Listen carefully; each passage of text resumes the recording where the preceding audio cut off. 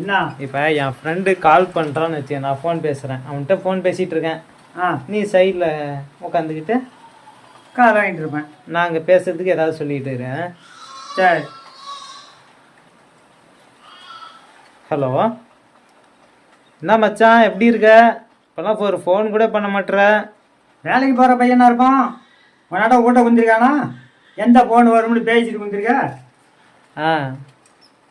இங்கே சும்மா சாப்பிட்டேன்டா, நீ சாப்பிட்டியா? அது ஒரு வேலை தான் சொல்லாமல் செய்யறது, சாப்பாடு மட்டும் 3 வேலையும். சரி. அப்பாவா? அவருக்கு என்ன வேணே, நல்லா தான் இருக்காரு.